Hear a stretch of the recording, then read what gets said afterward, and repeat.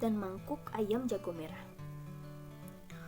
Langit ibu kota pancarkan semburat kemerahan setiap kali aku mulai berjalan di trotoar.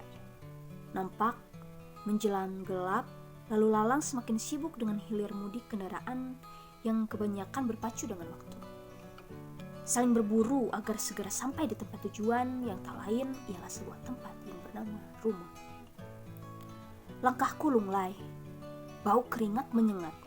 Hampir setiap pulang kerja, aku selalu berada di posisi yang menyebalkan ini. Tenaga terperas, penampilan berantakan, ditambah perut yang sangat kelaparan. Sebagai seorang karyawan di pabrik plastik, gajiku bisa dibilang tak seberapa.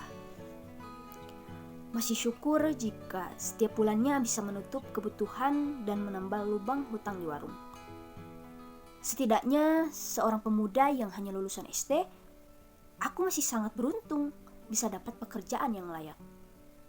Tinggal beberapa meter ke depan, para pedagang kaki lima berjejer. Aneka jenis makanan yang murah meriah bisa dijumpai. Hanya saja di antara sekian banyak pedagang, tujuanku hanya satu. Tak berapa lama, aku sudah menyambangi salah satu lapak pedagang. "Wah, pulang kerja mas?" sapa Pak Bogel. Pedagang ketupat yang sudah menjadi langgananku selama hampir 1 tahun ke belakang. Aku mengangguk seraya mengambil tempat duduk di bangku yang memanjang. "Seperti biasa Pak ya," seruku pada pria parubaya yang selalu menampakkan senyum lebarnya itu. Aku mengamati keadaan sekitar, tak seperti biasa. Keadaan sore ini cukup ramai. Bahkan beberapa pembeli terlihat mengantri di belakang beberapa lapak pedagang. "Gimana hari ini Pak?" "Gimana apanya mas?" kekeh Pak Bogel. Tangannya yang cekatan kini sudah memegang sebuah baki yang di atasnya tentu saja ada pesananku. Sebenarnya aku tahu betul bahwa Pak Tua ini mengerti dengan maksud dari pertanyaanku. Hanya saja dari sorot matanya yang sendu, aku bisa dengan jelas melihat bahwa saat ini dia sedang menyembunyikan sebuah duka di seonggok daging yang bernama hati. Setelah tangan keriputnya menyajikan semangkuk ketupat, tangannya beralih untuk menyambar gelas, lalu mengisikannya dengan air teh lalu menyimpannya di sebelah kananku. Aku masih bergeming, menanti apa yang akan terucap dari mulutnya. Mendapati 2 bola mata yang masih mengamatinya. Pak Bogel lantas ikut duduk di sebelahku. "Ya gini mas, dari hari ke hari dagangan saya makin gak laku. Mas lihat sendiri kan, pembeli di pedagang lain ramai banget. Lah ya, saya..." Tawa kecil mengakhiri kalimatnya yang terdengar mengiba, namun tetap berusaha untuk dia tutupi. Aku bisa melihat kegetiran di raut wajah keriputnya yang kusam. Aku bisa melihat kekhawatiran di balik senyum yang senantiasa diterbitkan. Aku yang awalnya sama sekali tak mengalihkan pandanganku dari Pak Bogel, secara refleks meraih sendok dan menyuapkan ketupat yang selalu mengingatkanku pada sebuah kenangan. Bukan aku tak peduli dengan apa yang baru saja dikatakannya. Namun, aku justru takut tak bisa menahan emosionalku sendiri.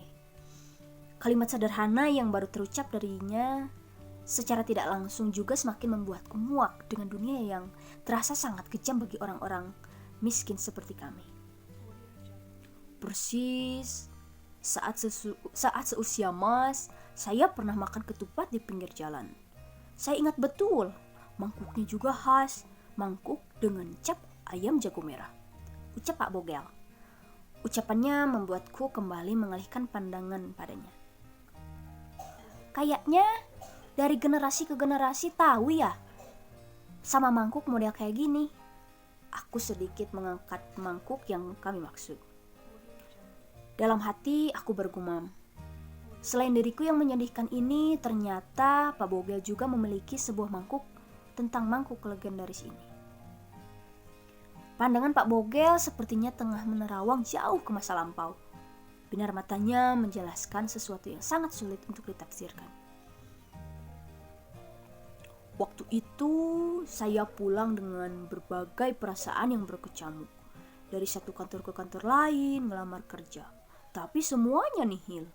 Gelar sarjana saja tidak cukup buat hidup ini jadi lebih mudah. Kita harus punya niat yang lurus, tekad yang kuat, dan tujuan yang jelas. Pak Bogel menghela napas dalam-dalam. Setelah berkata demikian, dia bangkit dari duduknya lalu kembali melayani pembeli yang baru saja datang. Aku termenung, memikirkan apa yang baru saja dikatakannya. Entah mengapa, tiba-tiba aku langsung ingat pada kenangan masa kecilku dulu. Saat itu, mungkin usiaku baru sekitar 7 tahunan. Mendapati keadaan di rumah yang tak pernah ada makanan. Aku selalu berjalan tanpa arah, berharap belas kasihan orang lain. Atau meminta keajaiban supaya bisa mengganjal perut. Tepat di seberang sebuah angkringan, aku duduk di bawah pohon dan melihat dengan nanar orang-orang yang sedang menyantap makanan mereka. Aku tidak tahu tepatnya apa yang sedang mereka makan. Pandanganku tertuju pada seseorang lelaki yang mengenakan kemeja biru dengan tas punggung yang menempel di belakangnya sedang menyuapkan makanan. Melihatnya menyantap makanan seperti itu membuatku hanya bisa menelan ludah. Lalu aku ikut memeragakan dan melakukan gerakan yang sama, seolah-olah aku sedang makan. Lama dan berulang kali aku melakukannya sampai paman itu melihat ke arahku. Pikiran yang polos dan tenaga yang tinggal sedikit membuatku enggan berlari, sekalipun saat itu aku takut akan dimarahi olehnya.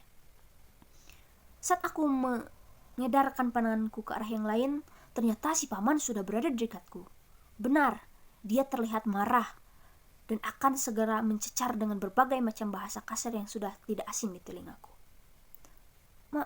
Maaf, aku menunduk dalam dan tahu apa kesalahanku. Paman itu malah diam tak menjawab. Dengan tatapan jijik, dia melihatku dan dari atas sampai bawah dan sebaliknya. Aku sedikit terperanjat saat sebuah tangan besar meraih tanganku. Sudahlah mas, anak ini masih kecil. Lagi pula dia tidak melakukan kesalahan. Memangnya salah kalau anak ini melihat mas sedang makan? Aku kaget. Ternyata tangan itu bukan tangan si paman yang risih karena ulahku. Entah dari mana datangnya laki-laki yang saat ini aku melihatnya. Terlihat seumuran dengan laki-laki yang satunya. Anak gembel kayak gini cuma jadi sampah yang buat enak orang-orang. Gua kehilangan selera makan gara-gara anak ini. Paman yang memegang tanganku merogoh sakunya lalu melemparkan uang pada paman itu. Aku sama sekali tidak mengerti keadaanku sendiri. Tangan besar si paman yang baik hati lalu menarikku ke angkringan yang sebelumnya. Hanya bisa aku pandangi dari kejauhan. Di sana, kami makan ketupat yang disajikan di bangkuk dengan cap ayam jago merah. Paman baik hati juga menjelaskan bahwa mangkuk dengan cap ayam jantan ini berarti melambangkan kerja keras demi kesejahteraan. Untuk pertama kalinya, ada orang asing yang memperlakukanku dengan sangat baik. Paman itu juga berpesan kepadaku agar suatu saat aku harus menjadi seorang lelaki yang bekerja keras untuk menggumah nasib, mengesampingkan kelembutan hati yang harus selalu terjaga. Sebelum berpisah, paman itu berkata, kita tidak pernah memilih untuk hidup menderita. Lagi pula, siapa yang mau hidup sengsara? Tapi, apapun yang Tuhan gariskan pada kita, kita harus punya niat yang lurus, tekad yang kuat, dan tujuan yang jelas. Sampai pada ingatan itu, aku tertegun cukup lama. Lalu aku menoleh, melihat punggung Pak Bogel yang saat ini masih sibuk melayani pembeli.